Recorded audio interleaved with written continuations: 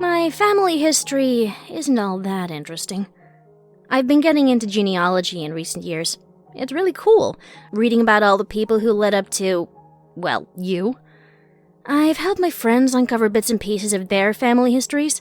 I discovered a drug dealer who fell asleep on some train tracks and lost his legs. He lived to be 86. I found the death certificate of a 12-year-old girl whose cause of death was listed as victim of the beast. As for my family, we haven't done much of note. The only person I found that had made a splash, so to speak, was my great-great-aunt Esther. She was the first female surgeon in the state, and she was rumored to be brilliant, a prodigy. In fact, after being rejected from dozens of medical schools, she marched into an admissions meeting at the local university and demanded the opportunity to show her skills. The board gave her a chance, hoping to watch her humiliate herself. Instead, she showed such a breadth of knowledge and skill that they admitted her on the spot, university's first female student. Articles about her pop up once every few years when discussing women's contributions to medicine and our state's history. I thought I'd learned everything there was to know about Esther. I'd read all the articles, gone through all her documentation that I could find online. I was ready to call it quits, happy with what I'd learned, when I got a call from my great-aunt Margaret. You see, Aunt Margaret is getting on in age. She's in her 80s already, and she's gonna move to a new city to be closer to her daughter. She'll be moving into an apartment and, as such, needs to get rid of some of her old things. One of those things was a trunk of items she'd inherited from her mother, Esther's sister. Esther had never married, and so all of her possessions stayed in our family. Margaret had taken ownership of it at her mother's request, leaving it to sit and rot up in her attic. When she happened upon it while cleaning out her things, she immediately thought of me. I knew you'd be looking for more information about our family, so I thought you might like to see it. You can take it off my hands and do what you want with it. My daughter has no interest in it. Honestly, it'll probably end up just getting thrown away. At least this way, you can see if there's anything interesting or worthwhile in it. I couldn't stand the thought of letting that trunk be thrown away. Even though our family history wasn't that interesting, it was still our history. And who knows, maybe something in there was worthwhile. So I agreed to make the drive to pick up the trunk. When I got there, she had hauled it downstairs, much to her daughter's consternation, and opened it up so we could look through it together. Going through the trunk was fascinating and reminded me of why I fell in love with genealogy. We found 2 journals in good condition, which I resolved to read thoroughly later. We also found several papers, including Esther's birth certificate and her diploma. But what really caught my attention was what we found at the bottom of the trunk. It was a huge, beautiful quilt with colors that were still as bright as the day it must have been stitched. On several of the squares, a name had been embroidered, each done in a different style. There were 12 in all. Yeah, I'd almost forgot about that, said Aunt Margaret. Yeah, Esther was in that stitching club. Margaret seemed content to let the matter die there. It wasn't until I prompted her that she continued. Well, when Esther moved into the area, she didn't have any friends. She wasn't married, so she didn't meet any of the other couples. But she was very skilled at embroidery and quilting. She managed to get together some ladies who were similarly interested, and they made this quilt together. Each one designed a square and embroidered it, then stitched their names on it. The result is what you see here. They got on very well indeed. I'm sure Esther was sad to leave them when she moved on to the next town to attend school. Well, what happened to the ladies? I asked, tracing a name with the tip of my finger. Did they keep in touch with Esther? Aunt Margaret shrugged, but her smile was just a touch mischievous. Well, I'm sure I wouldn't know any of that. But I bet you could find out, couldn't you? She'd backed the right horse.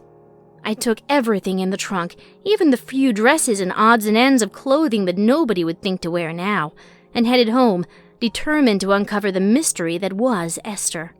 Looking back on it now, I ended up doing things somewhat backwards. I should have started with the journals. First-hand accounts from the woman I was researching, that's gold. However, I was too fascinated by the quilt itself. I decided to start by seeing what I could find out about the names listed. I could always check the journals later if I came up empty.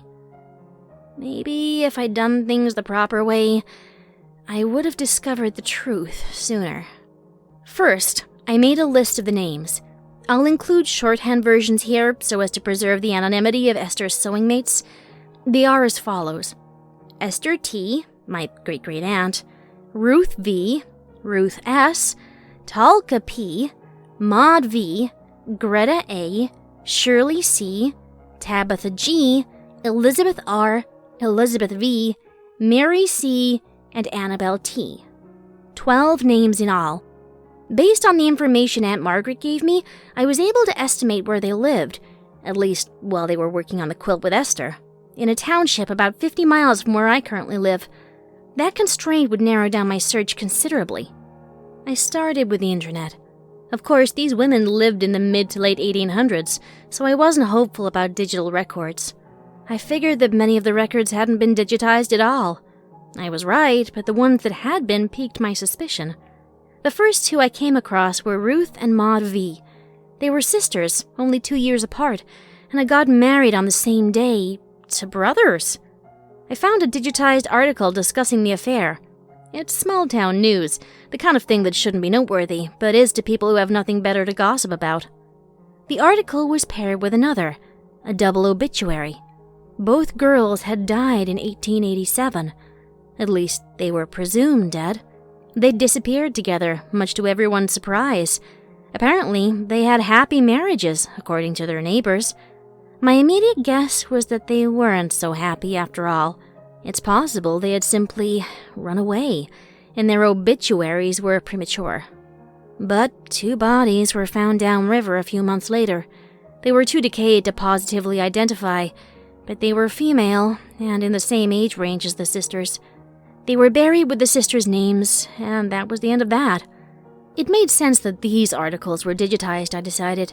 After all, it was a strange case with a terrible ending. Plus, the site I found them on was dedicated to unsolved mysteries in our state. I thought my search would be less fruitful with the other women. It's almost shocking how wrong a person can be, especially when they think they have it all figured out already. I found obituaries for 6 of the other women: Talka P., Annabelle T., Tabitha G., both Elizabeths, and Mary C. What started off as a strange coincidence soon became a disturbing pattern. Each and every woman disappeared. Only one was found and positively identified: Mary C. Her body was found in a shallow grave in the woods several miles outside of town. She wouldn't have been found, except that a dog had unearthed her corpse and its owner had happened upon her remains. She had been missing for about a week when she was found. The doctors were able to discern that her body had been carved open and several organs had been removed. Crudely. A picture that was taken prior to her disappearance was included in the obituary. She looked familiar, but I couldn't place how or why. The police had launched an investigation and concluded she was likely murdered by a drifter. A curfew was then implemented for the women and children of the town and continued for 6 months. At this point, my search hit a roadblock. The remaining obituaries and documents had yet to be digitized. What had happened to Shirley C., Greta A., and Ruth S.? I had to know. The next day, I contacted the county historian for Esther's Township. I told her what I was looking for, and she assured me she would find all existing documents pertaining to the women. She agreed to fax them over when she'd found them. I spent the next several days organizing the information I'd found while I waited for the documents. When I was finished with that, I found myself wondering, what had happened to these women? But more importantly, why? Were they being targeted because of the embroidery club? Or did the threat extend to all women in the town? How long did the murdering go on? In the end, how many women died? My answer came quickly. First, Shirley C. I received a death certificate and an obituary. Another woman gone missing. She would have been the first to disappear in early 1886. The obituary commented that she had had several mental breaks before, and it was quite likely she had gone off and killed herself. As such, no investigation had been conducted. Another article that the historian included showed that Shirley's husband had remarried 6 months later. Greta A. disappeared in 1889 while on an outing with Ruth S. The two women had gone walking near the lake and vanished, never to be seen again. The obituary cited the lake as a dangerous area where many young ladies had drowned. A separate article in the township paper had advised women to stay away from the lake that summer and to watch their children carefully, lest they should run off and drown. The final article that the historian sent me was about the embroidery club itself. The article stated that it had been organized by local spinster Esther T. A picture was included that showed the women posing together by the half-completed quilt. Esther stood in the back, looking sternly at the camera. Looking at her sent a shiver down my spine. 12 women. 11 disappeared, possibly murdered. All except one, my great-great-aunt Esther. Why? I read and reread each article, looking for more clues, more details. When that failed to produce anything worthwhile, I turned to the journals. In my obsession with the quilt, I'd completely forgotten about them. I wasn't sure there'd be any information in them. I didn't even know if they belonged to Esther or not, but I decided it was worth looking. The first journal was really just a collection of notes that Esther had taken on her studies. She clearly used it a lot. The pages were stained, probably with coffee based on how dark they were. She went into great detail on anatomy, illustrating each and every nook and cranny on the human body. Her meticulousness was impressive. It was easy to see why she was the first female surgeon in the state. There was nothing personal in that journal, and a bunch of anatomy notes weren't going to help me solve the mystery. Putting it aside, I reached for the next one. You know, the interesting thing about books is that if nobody reads them, they lose all meaning. It doesn't matter how important or how strange or how beautiful a story is. Without an audience, it's a shout into a void that can't answer back. And, of course, once a book is opened, it can't always be shut. Some stories, once heard, echo in human history forever. This was one of those books. The first page was entitled Shirley C. It read as follows. Met her in the park near Winchester Street. Followed me home. No witnesses. Easy to subdue. Had trouble breaking the sternum. A better method is required. Was able to remove most organs without incident, save the lungs. Rib cage is a challenge. Process was slow and messy. I am in much need of practice. Disposal went on without incident. Weighted down in the river. A drawing followed. It was a sketch Esther had made of a young woman's body, her insides on display. It was labeled like the sketches in her other journal. And, like those sketches, there was a smear of something stained onto the page. Something I had assumed was coffee when reading through Esther's notes. I began to feel dizzy. I made it through only a few more entries, including the two sisters, Ruth and Maud, who posed a challenge for Esther. They fought hard. Ruth nearly escaped. We'll try to take only individuals next time. Any more than that is just trouble. I stopped reading then, unable to continue. My world spun on its axis as I realized what this meant, what I was reading. What nobody had read for over a century. My first thought was, I have to call somebody. But who? Do I call the police and report a murderer that's long dead and in the ground? And not just any murderer, but one who is revered as the first female surgeon our state has ever seen. A boundary breaker who forged a path toward equality in medicine. Would it even be considered enough evidence? Sure, there's a confession, but how can it be proved that she truly wrote it? My mind was a tangled mess as I picked up the journal once again to continue reading or to burn it, I couldn't decide. That's when a letter fell out from the back pages. It was still sealed in its envelope. It was addressed, "To whom it may concern." I guess that was me. Although it was, I guess, potential evidence, I opened it anyway, my fingers shaking and leaving sweat marks on the brittle paper. I read out loud, "To whom it may concern, it is clear to me that this is the most efficient way to learn what so many schools have refused to teach me. It is, perhaps, the only way. These lives, you must understand, are sacrificed for a greater cause. Think on the lives I can save, if only these few make the sacrifice. Only I have the skill, I am convinced of that. I need only cultivate it. I fear my work will be interrupted when it is discovered what I have done. I only hope to do what I can in the years I have remaining as a free woman. Whatever my punishment, I will gladly accept it. Anything is worth breaking free from the prison that has been built for me. Esther." Those few words swayed me. They convinced me. I went to the police the next morning, once I'd gathered all the information that I could. I thought they would dismiss it as unimportant, but they were just as fascinated and horrified as I was. As a consequence, they were devoted to cracking open the case for the rest of the world to see.